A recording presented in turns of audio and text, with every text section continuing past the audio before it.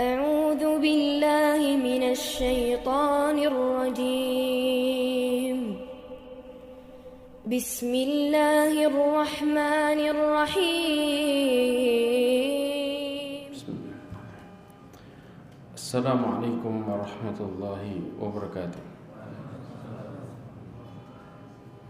إن الحمد لله نحمده ونستعينه ونستغفره ونستهديه ونعوذ بالله من شرور أنفسنا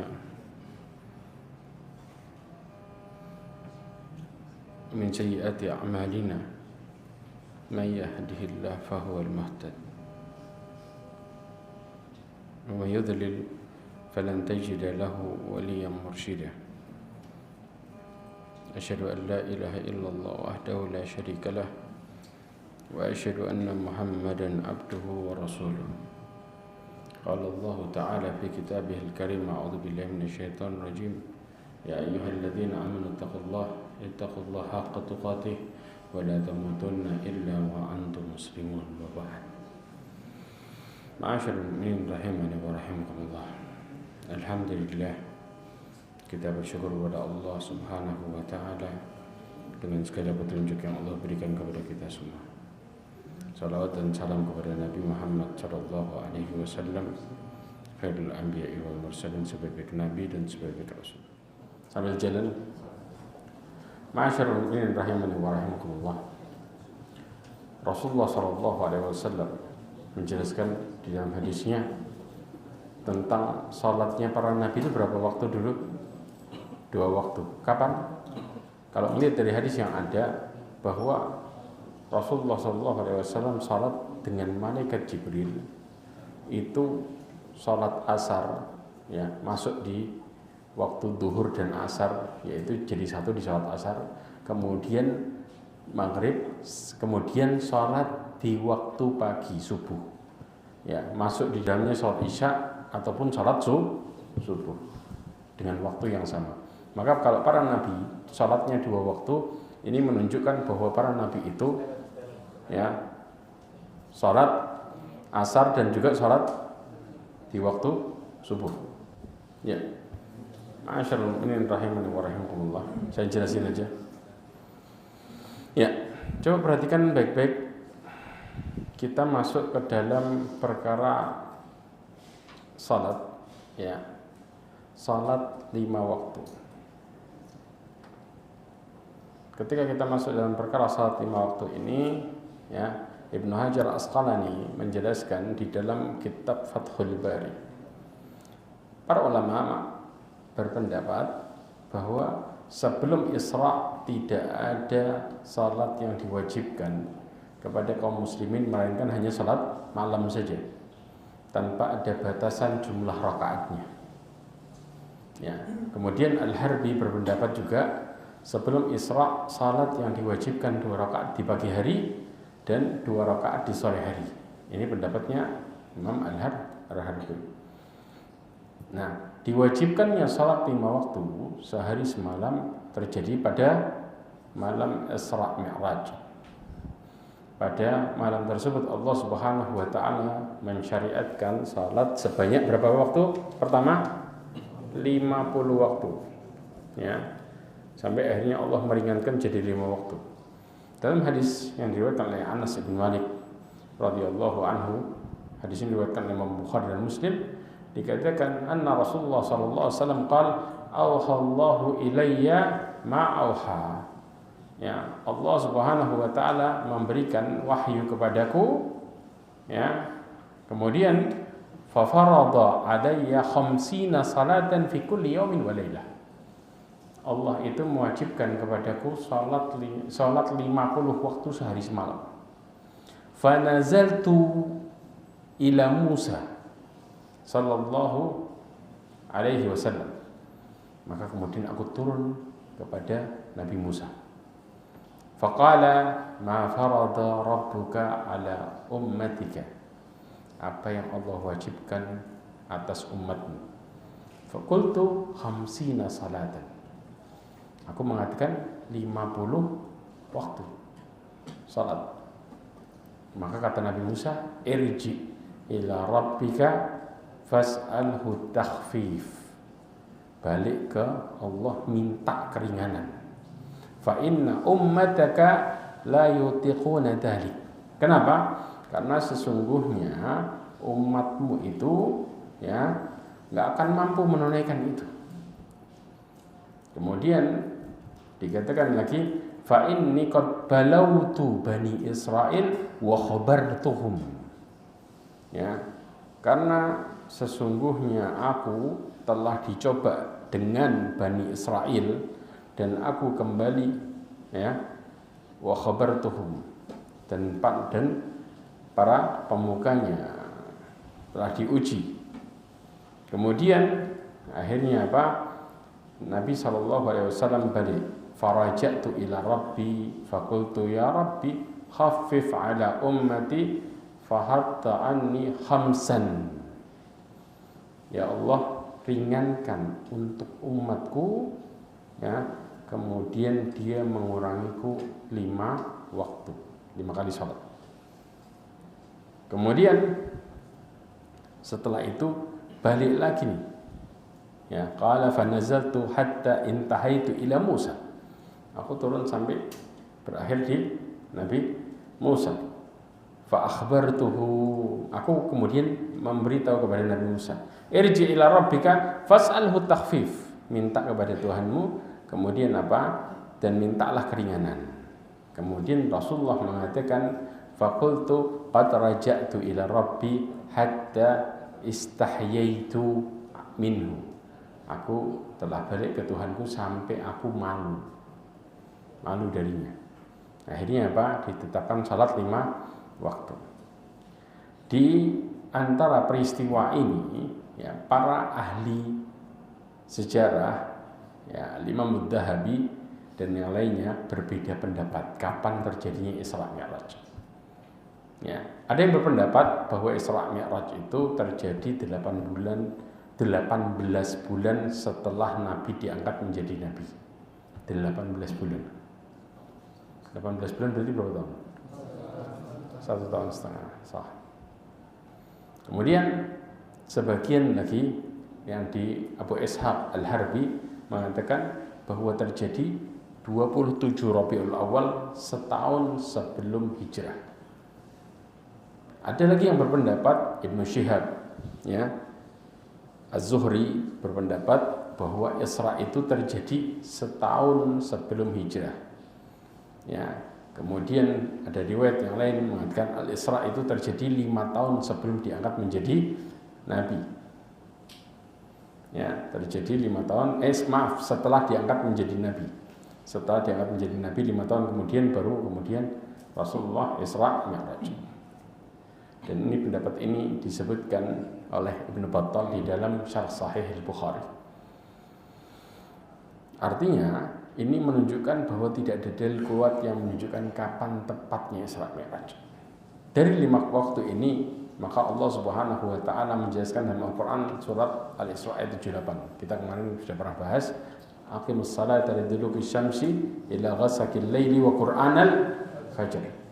Inna qur'anal fajri kana masyhuda.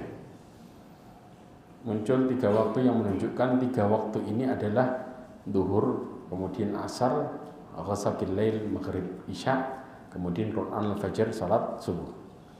Sekarang kita pertanyaannya, salat 5 waktu yang Allah perintahkan pertama kali ini jumlah rakaatnya berapa? Subuh berapa? Pertama kali ya.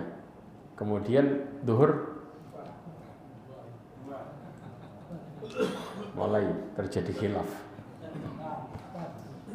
4. Yang lain 2. Siapa yang ngomong 2? Sahih. 2. Asar? Hah? Sahih 2. Maghrib 3. Isya? Masyaallah 2. Awal mula perintah salat itu semua 2 kecuali maghrib. Dari awal 3. Awal mula. Sebagaimana sholatnya musafir. Dulu antara musafir dengan orang yang mukim posisi rokaatnya sama persis jumlahnya. Ya. Pertanyaannya, kapan berubah jadi 4?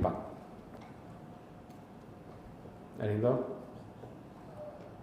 Duhur 4, asar 4, isya 4. Kapan berubahnya? Kalau subuh nggak berubah. Lah, salah. Setelah hijrah.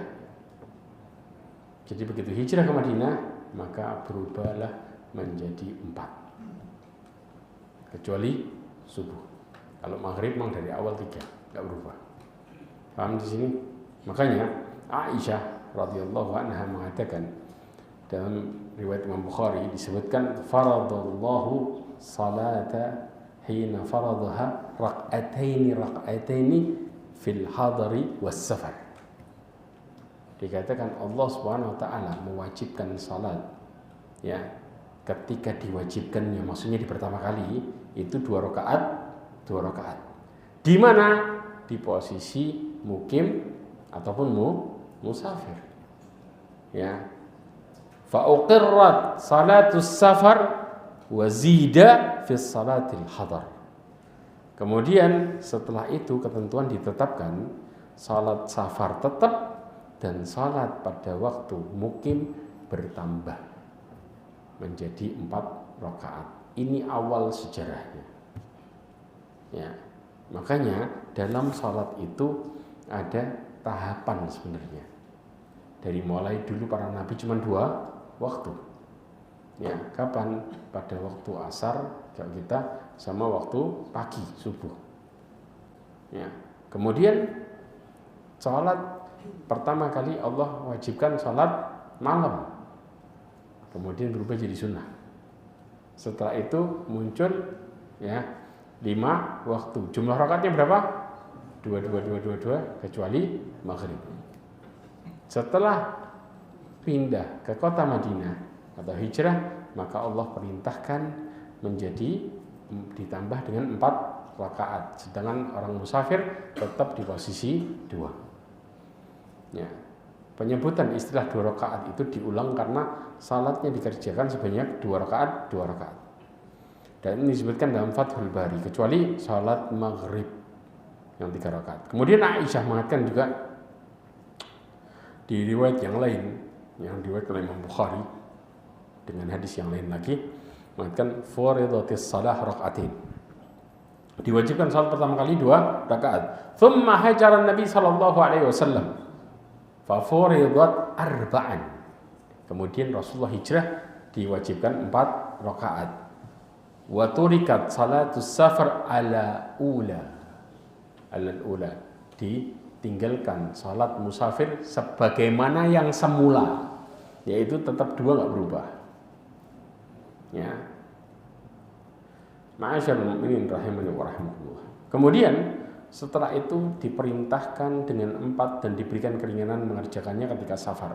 Sebagaimana Allah mengatakan di dalam surat An-Nisa ayat 101. Apa kata Allah? Falaisa 'alaikum junahun an taqsuru minas shalah. Allah katakan maka tidak mengapa engkau mengqasar salatmu.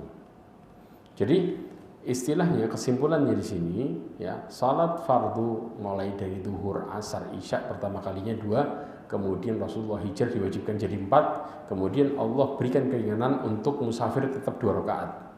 Sehingga kalau kita bicara statusnya sekarang salat safar itu 2 rakaat. Bukanlah disebut dengan apa? Azimah. Tapi apa? Rukhsah. Azimah itu apa tahu? Azimah itu Imam Syatibi menjelaskan hukum yang berlaku umum yang disyariatkan sejak semula. Ini bukan umum, tapi keringanan. Ya. Istilahnya seperti itu. Jadi salat yang musafir itu Allah berikan keringanan. Artinya dikasih pilihan orang musafir. Tapi boleh nggak orang musafir melakukan salat 4? Boleh.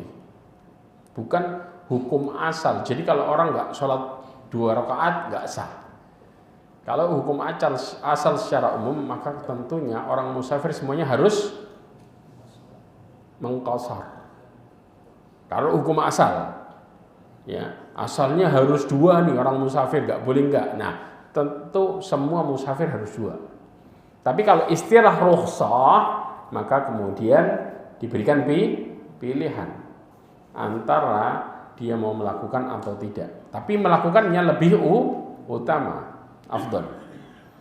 Nah, sekarang kita bicara pembahasan berikutnya adalah perubahan arah kiblat. Antum tahu sejarahnya perubahan arah kiblat?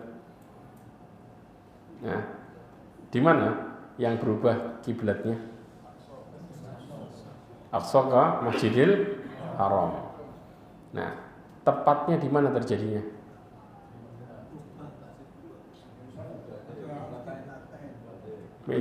Hanya masjid kiblatnya? Apakah mereka berputar gara-gara di masjid kiblatin aja? Nah, kita bahas di sini. Banyak orang yang salah memahami, di mana mereka meyakini bahwa perpindahan kiblat itu berputarnya hanya di masjid kiblatin saja. Makanya disebut dengan 2 kiblat karena berputarnya di situ. Lah, ini adalah pemahaman yang salah. Sebenarnya berputar arah kiblat ini terjadi di 3 masjid. Karena telatnya kabar yang masuk ke mereka. Paham? Nah, kita akan bahas ini. Pertama, Nabi SAW ketika di Mekah mengerjakan salat karena perintah untuk salat 5 waktu, atau sebelumnya kalau kita bicara perintah untuk salat malam di Mekah sudah terjadi, betul apa enggak? Nah, Rasulullah SAW itu sudah menghadap ke Ka'bah. Tahu maksudnya? Rasulullah menghadap ke Masjidil Aqsa, tapi kemudian Rasulullah di depannya Ka'bah pas. Jadi Rasulullah di sholat sisi mana? Antum tahu rukun Yamani sama Hajar Aswad? Rasulullah sholat pas di sisi itu. Hanya di satu sisi, karena Rasulullah kepingin menghadap ke arah Ka'bah, tapi tidak menghilangkan menghadap kepada kewajibannya Masjidil Aqsa. Jadi Rasulullah hanya salat di satu sisi aja, karena keinginannya dari dulu menghadap ke arah Ka'bah, dari dulu. Ya, Rasulullah nggak bisa menghadap ke arah Ka'bah secara langsung itu pada waktu hijrah ke kota Madinah. Kenapa? Karena pada waktu itu perintahnya masih menghadap ke arah Masjidil Aqsa. Karena antara menghadap ke arah Masjidil Aqsa, menghadap ke arah utara, menghadap ke arah utara sama selatan itu bertolak belakang, antum bisa tahu sendiri. Ya, akhirnya kemudian Nabi SAW menjadikan Masjidil Haram di depannya, yaitu Ka'bah, kemudian menghadap ke arah Masjidil Aqsa itu selama di Masjid Haram, yaitu di Mekah. Selalu sholatnya di mana? Antara rukun Yamani dengan Hajar Aswad. Karena keinginan Nabi SAW begitu inginnya menghadap ke arah Ka'bah terus. Tapi ketika hijrah, berapa lama Rasulullah SAW kemudian tidak menghadap ke arah Masjidil Haram? Berapa lama? Baru kemudian turun ayat 16 bulan sampai 17 bulan. Ya, baru kemudian turun perpindahan kiblat. Berarti berapa? Hampir setahun lebih, hampir setahun setengah lah. Ya, makanya diriwayatkan ya dari Bara' ibn Azib radhiyallahu anhu, ya, wa kana Rasulullah sallallahu alaihi wasallam yuhibbu ayyuwajjiha ila al-Ka'bah. Rasulullah itu senang dihadapkan kiblatnya ke arah Ka'bah dari dulu. Hadis ini riwayat Imam Bukhari. Ya. Kemudian ketika hijrah, maka kemudian Rasulullah SAW akhirnya menghadap ke arah Masjidil Aqsa dan tidak bisa menghadap ke arah Masjidil Haram karena arahnya yang bertolak belakang. Kemudian Allah Subhanahu wa taala turunkan surat Al-Baqarah ayat 144. Allah berfirman, "Qad nara taqalluba wajhika fis sama', falanuwalliyannaka qiblatan tardaha, fawalli wajhaka syatral Masjidil Haram. Wa haitsu ma kuntum fawallu wujuhakum syatrah." Ma'asyiral mu'minin rahimani wa rahimakumullah. Dari sejarah ini, ya, kita bisa tahu Allah Subhanahu wa taala mengatakan kami sering melihat wajahmu menghadap ke langit. Karena harapan yang luar biasa. Sering taqallub ini bolak-balik. Berkali-kali Rasulullah SAW berharap. Ya, maka kami hadapkan wajahmu ke arah kiblat yang engkau ridhoi. Yaitu mana? Ke arah Masjidil Haram. Dan subhanallah, orang-orang Yahudi itu sempat membuat kata-kata yang kemudian membuat Rasulullah SAW sakit hati. Karena mereka merasa mereka dirinya benar. Akhirnya ketika Rasulullah menghadap ke Masjidil Aqsa, kemudian mereka merasa kalau kemudian kami ini salah, kenapa engkau hadapkan wajahmu ke kiblat kami? Yahudi mengklaim bahwa Masjidil Aqsa itu kiblatnya orang-orang Yahudi. Ya, ini yang membuat akhirnya Rasulullah SAW sakit hati dan semakin berharap kepada Allah Azza wa Jalla. Abdullah bin Abbas mengatakan karena Rasulullah SAW yusalli wa huwa bi Makkah nahwa Baitul Maqdis wal Ka'bah baina yadayhi wa ba'da ma hajara ila al-Madinah 6 ashhur ya 6 syahran thumma surifa ila al-Ka'bah. Ya, dalam hadis Imam Ahmad disebutkan bahwa dahulu Nabi SAW ketika di Mekah, ya, ketika mengerjakan salat menghadapkan wajahnya ke arah Baitul Maqdis, tetapi menghadap ke arah Ka'bah. Berarti satu sisi tok. Setelah itu ketika hijrah selama 16 bulan menghadap kemana? Masjidil Aqsa aja. Kemudian kiblatnya dirubah menghadap ke Ka'bah setelah 16 bulan. Nah, salat pertama Rasulullah SAW kerjakan menghadap ke arah Ka'bah. Banyak riwayat yang menjelaskan tentang perubahan kiblat ke arah Masjidil Haram pertama kali. Di antaranya ada 3. Masjid Nabawi, Masjid Quba, sama Masjid Bani Salimah. Kalau dari segi turunnya hadis ini, Al-Quran ini, ayat ini, yaitu surat Al-Baqarah ayat 144 itu di Masjid Bani Salimah. Turunnya pada waktu sholat asar. Paham ya? Tetapi bagaimana dengan kondisi Masjid Nabawi dan Masjid Quba? Di antaranya ada dalam hadis dari Barra ibn Azib radhiyallahu anhu bahwa Nabi sallallahu alaihi wasallam bersabda, hadis riwayat Imam Bukhari, annahu shalla qibal al-Bait al-Maqdis 6 ashhur atau 7 ashhur. Nabi disebutkan oleh Barra ibn Azib bahwa Nabi sallallahu alaihi wasallam mengarah ke Masjidil Aqsa itu di Madinah 16 sampai 17 bulan. Ya. Wa kana kenapa? Ya, 16 syahran atau 17. Ada yang lewat. Syukran. Jazakallahu khair. Terus kemudian wa kana yu'jibuhu an takuna qiblatuhu qiblal bait. Ya. Kemudian apa? Beliau yu'jibuhu, membuat dia takjub untuk mengarahkan kiblat ke arah Ka'bah. Wa annahu shalla awwalu shallatin shallaha salatul asr wa shalla ma'ahu qaum. Pertama kali Rasulullah salat pindah kiblat itu salat asar dan salat bersamanya qaum. Yang dimaksud siapa? Bani Salimah. Jadi pertama kali turunnya di mana? Di masjid yang sekarang disebut dengan Masjid Qiblatain. Turun ayatnya. Kemudian pada waktu asar sedang sholat lagi. Ya ikhwah, ini luar biasanya taatnya para sahabat. Kalau sekarang mungkin sudah ribut orang. Antum bisa bayangin enggak? Para sahabat itu ketika Rasulullah SAW sedang sholat nih, turun ayat Rasulullah langsung muter. Tidak pakai ngasih aba-aba belakang, tadi turun wahyu. Lah. Muter, sahabat juga ikut muter. Sampai nyelesain sholatnya selesai, kemudian baru dikasih tahu. Dan sahabat gak tanya sama sekali, pokoknya Rasulullah gimana kita ikut. Dan di antara yang luar biasa, pernah terjadi di tengah sholat Nabi SAW tiba-tiba melempar sendarnya ke arah kiri, dilempar sama Nabi SAW. Kemudian para sahabat di belakang ngelempar semua sendarnya, ngikut semua. Selesai sholat mereka diem. Rasulullah justru yang tanya sama mereka, kenapa kalian melempar sendal kalian? Apa tahu apa jawaban sahabat? Sahabat mengatakan, kami lihat engkau melempar, kami ikut melempar. Selesai. Gak pakai tanya kenapa kok tiba-tiba dilempar dan lain sebagainya. Kita selesai sholat, imam gerak dikit bagaimana, jamaahnya ribut semua. Gak dikir tapi malah ribut. Ini gak sama sekali ya ikhwah. Maka Rasulullah memberikan penjelasan. Tadi Jibril memberikan wahyu kepadaku bahwa di bawah sendalku ada najis. Maka aku lemparkan. Kebayang gak? Yang tanya malah Rasulullah, bukan para sahabat. Inilah kekuatan bagaimana mereka meyakini sami'na wa ata'na. Kalau kita sekarang sudah salah ngeyel lagi kadang-kadang. Ya, mereka enggak. Mereka ngikut bagaimana Rasulullah. Ya sudah itu.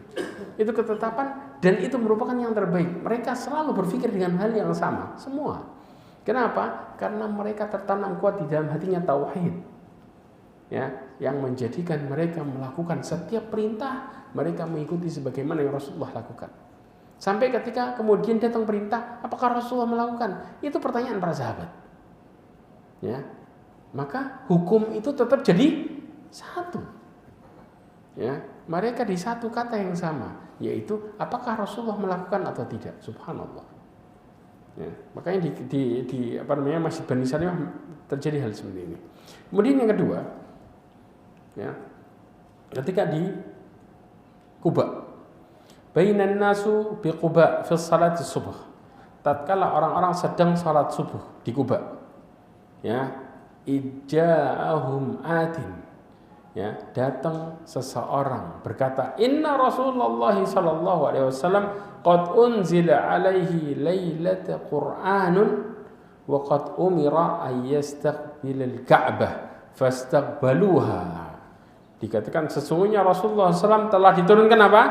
Kepadanya, ya, malam kemarin satu ayat, ya, dan diperintahkan untuk menghadap ke arah Ka'bah, maka hendaklah kalian menghadap ke arahnya. Kemudian wa kanat wujuhahum ila Syam, wajah mereka kemana? Syam. Syam ini kemana? Masjidil Aqsa, karena Palestina itu masuk area Syam, ya. Kemudian apa? Fastadaru ilal Ka'bah. Kemudian mereka ngapain? Mereka berputar. Istadaru itu artinya berputar ke arah Ka'bah. Sedang mereka lagi sholat subuh. Ya. Disebutkan juga, ya, di riwayat yang lain menjelaskan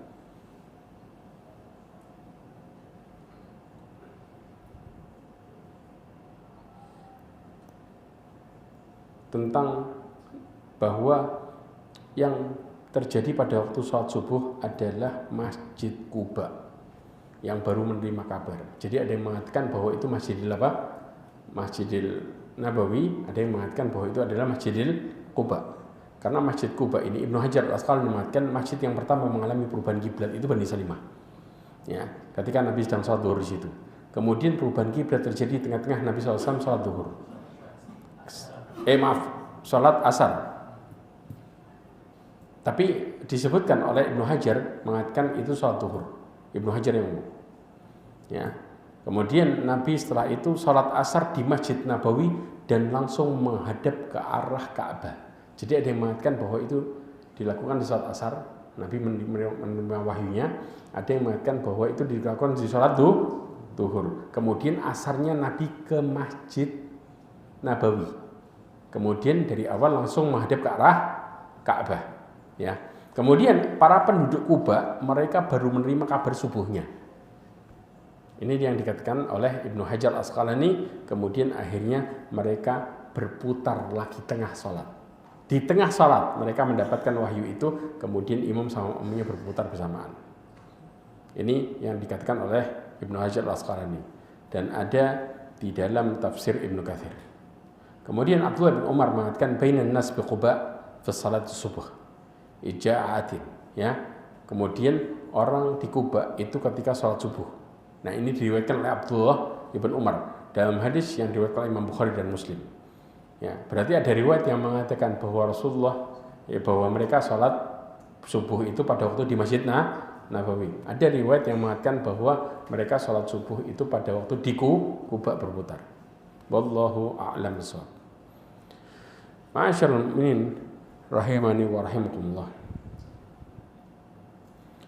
Ada sebuah riwayat lagi ya dari Bara' ibn Azib yang menjelaskan ketika seseorang selesai sholat bersama Nabi SAW, kemudian mereka melewati kaum Ansar yang sedang mengerjakan salat asar menghadap ke arah Baitul Maqdis.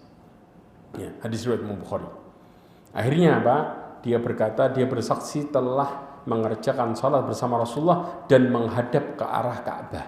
Akhirnya orang-orang yang Ansar yang sedang salat, karena gini, Masjid Nabawi dulu adalah areal perkampungan pusatnya. Jelas?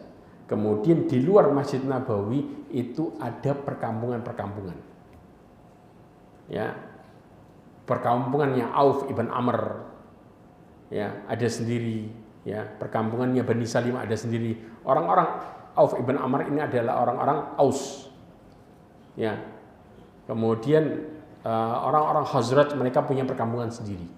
Bani Salimah punya perkampungan sendiri, dan semua itu ada di areal Masjid Nabawi.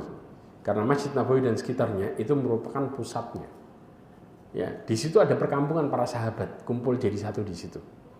Ya, bahkan mereka punya pasar sendiri. Ya, Suqul Ukad itu di sebelahnya, pas. Yang sekarang areal kalau kita tahu Masjid Ghamamah. Pernah tahu? Ya, Masjid Ghamamah itu merupakan tempat di mana Rasulullah dan para sahabat melakukan salat yang memakai lapangan seperti istisqa, salatul Id, ya, pakai di situ. Dan sebelahnya itu merupakan pasar.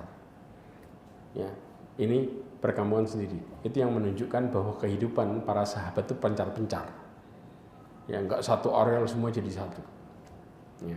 Makanya dari sini kabarnya pun terlambat. Setelah saat sini mereka datang. Bahkan ada seorang sahabat ikut salat bersama Nabi SAW salat subuh, kemudian balik ke kaumnya di Masjid Quba, kemudian dia mengimami salat subuh. Padahal kalau kita jalan dari Masjid Nabawi ke Masjid Quba jalan kaki itu kira-kira 4 kilo. Ya, dia selesai balik ke sana, kemudian diketunggu sama kaumnya. Imamnya rawatib itu, kemudian dia mengimami salat subuh bersama kaumnya. Padahal sebelumnya sudah salat bersama Nabi SAW. Ini yang terjadi. Nah, sekarang masuk ke dalam keutamaan salat. Keutamaan salat ya ikhwah itu sangat banyak sekali. Kita kalau bicara ada 10 poin lebih keutamaan salat. Ya, insyaallah kalau nggak cukup waktu hari ini kita akan bahas di berikutnya. Ma'asyiral mu'minin rahimani wa rahimakumullah. Keutamaan salat yang pertama adalah seorang itu ketika salat itu merupakan cahaya dan penyelamat di hari kiamat. Nah, istilah cahaya ini bagaimana tafsirannya? Ada beberapa tafsiran yang dimaksud bahwa salat itu merupakan cahaya. Ada 5 tafsiran sekaligus tentang salat itu cahaya. Nah, disebutkan dalam hadis yang diriwayatkan oleh Abi Malik Al-Asy'ari, dia mengatakan bahwa Nabi SAW bersabda, at-tuhuru syatrul iman. Perhatikan bahwa kesucian itu sebagian dari iman. Ini hadis yang sahih. Karena ada yang mengatakan apa? Ya, ada enggak dalil yang mengatakan suci sebagian dari iman? An-nadhafah minal iman, sah. Itu hadisnya enggak sahih. Jelas di riwayat yang itu ya, dengan perkataan lafaz yang itu. Yang sahih adalah at-tuhuru syatrul iman. Tapi pengertiannya enggak jauh. Ya. Kemudian setelah itu walhamdulillah tamla'ul mizan. Dan kata-kata alhamdulillah ketika kita memuji Allah maka akan memenuhi timbangan kebaikan kita. Ya, wa subhanallah walhamdulillah tamla'ani ma bainas sama'i wal ard. Dan kita kalau memuji dengan mengatakan subhanallah kemudian alhamdulillah akan memenuhi antara langit dengan bumi. Karena saking besarnya keutamaan. Wassalatu nur. Nah, salat itu adalah nur. Ya, nur itu diibaratkan kayak apa? Nur qamar, cahaya bulan, nyejuin kan. Ya, wasabrud dia. Ya, wasadaqatu burhan. Sedekah itu merupakan bukti.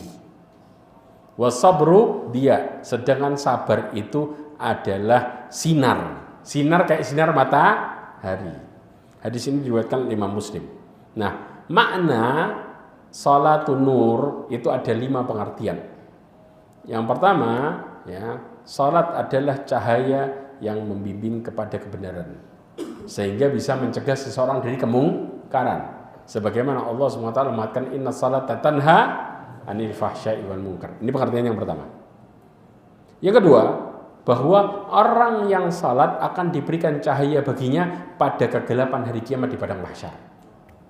Sehingga mereka mendapatkan cahaya di padang mahsyar. Ini disebutkan oleh Syekh Shalih Al-Utsaimin dalam Syarah Arba'in Nawawi.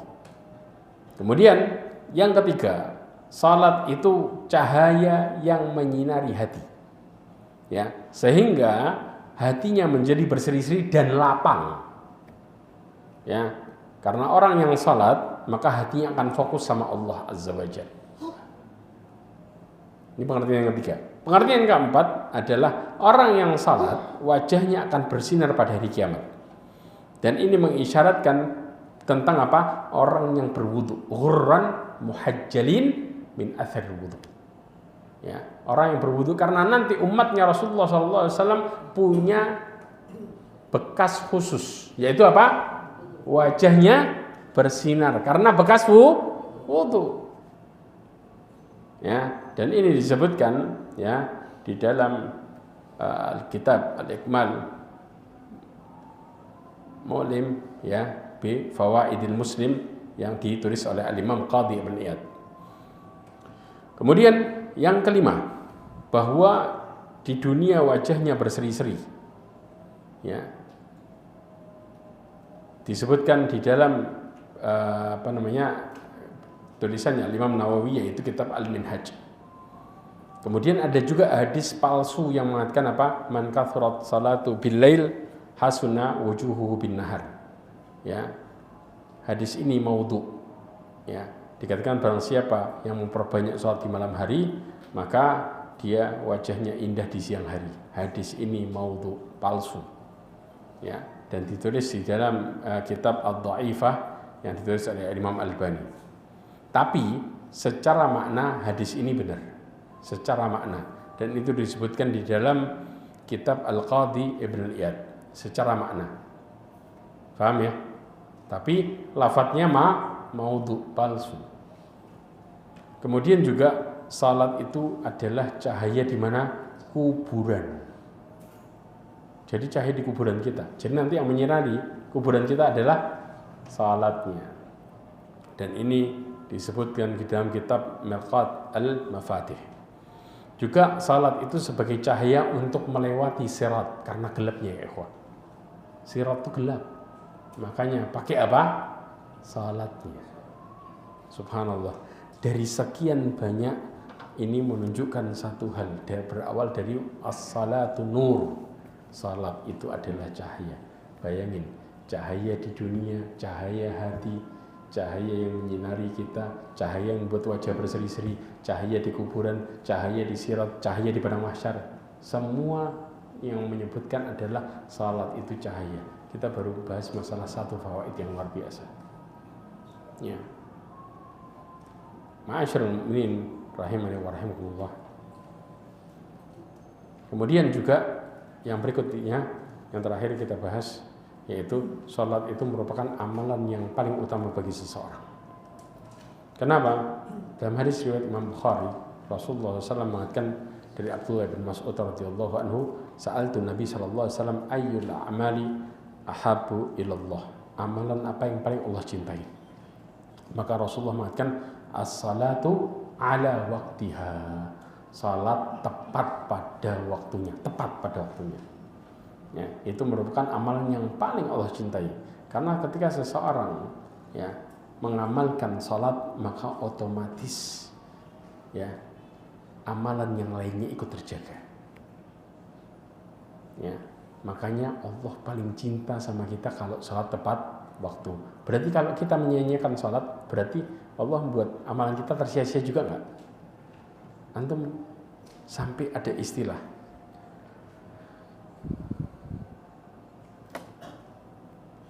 ya, ada seorang tanya tentang sebuah permasalahan.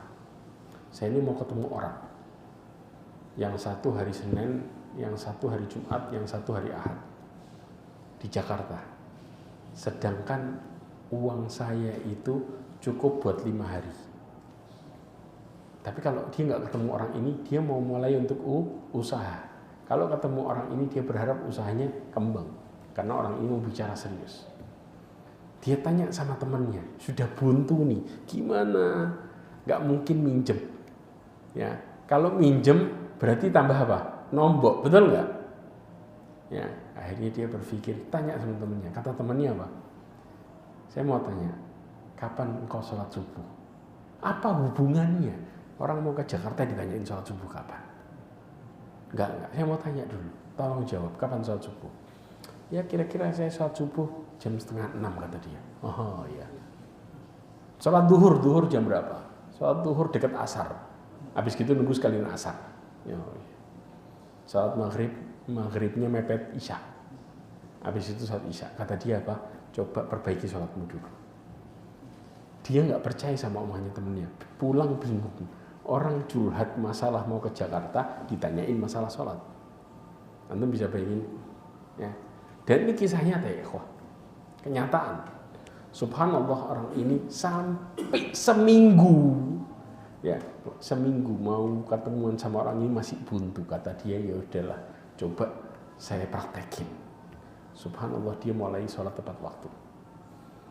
Tahu antum apa yang terjadi? 3 hari sebelum ketemuan, tiba-tiba yang Senin telepon. Maaf, ya, majikan saya sakit, nggak enak badan. Gimana kalau kita ketemuannya hari Jumat pagi? Kaget dia di situ. Padahal ketemuan yang sama satu Jumat siang. Hah? Subhanallah, kaget dia. Oh iya, dengan senang hati. Sudah, yang Ahad telepon mengatakan ternyata teman saya ada janjian sama yang lain hari Ahad, itu penting banget. Gimana kalau kita ketemunya Jumat, terserah kapan. Ya udah Jumat malam gimana? Allah jadiin satu waktu ketemu sama orang. Di satu hari yang sama, pagi, siang, malam selesai. Ya. Kenapa? Karena dia memperbaiki salatnya, Allah perbaiki urusannya dia. Ini ya ikhwah. Fahami ini dengan baik. Rumitnya urusan kita, kadang-kadang kita dapat urusan yang kadang-kadang kita bingung. Saya mau ngapain hari ini? Kok gini banget hidup saya? Karena sholat kita bermasalah. Ketika sholat kita bermasalah, maka Allah jadikan hidup kita bermasalah. Karena sholat itu merupakan petunjuk hidup, bahkan barometer seseorang taatnya sama Allah, benar sama enggaknya hidupnya dia, tergantung dari bagaimana sholatnya dia. Ya. Makanya Allah Subhanahu wa taala mengatakan dalam surat Al-Ankabut ayat 45, "Utlu ma uhiya ilaika minal kitabi wa aqimus salata innas salata tanha 'anil fahsya'i wal munkar."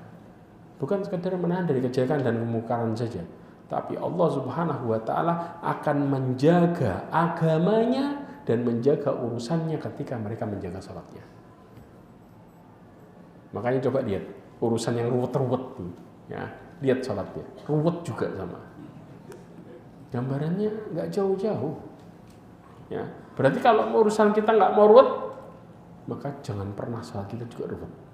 Lakukan tepat waktu, maka urusan kita akan jadi tepat waktu luar biasa. Kita akan jadi orang yang tertata hidup kita secara otomatis. Tapi ketika kita mulai menyanyikan sholat sama dengan kita menyanyikan urusan kita sama Allah, maka Allah akan menyanyikan urusannya sama kita, sehingga hidup kita ruwet kayak lebih dari benang ruwet. Sehingga orang yang kita curhati pun akan pusing, lebih pusing dengerinnya daripada kita yang melakukannya. Betul apa enggak? Ya. Mudah-mudahan ini jadi pelajaran buat kita semuanya, dan mudah-mudahan Allah jadikan kita orang-orang yang menjaga ibadah dan ketaatan kita kepada Allah, sehingga Allah menjaga urusannya dengan kita. Mudah-mudahan Allah tutup hidup kita semua dan keluarga kita dengan husnul khatimah. Subhanakallahumma wa bihamdika asyhadu an la ilaha illa anta astaghfiruka wa atubu ilaik wa akhiru da'wana alhamdulillah. Assalamualaikum warahmatullahi wabarakatuh.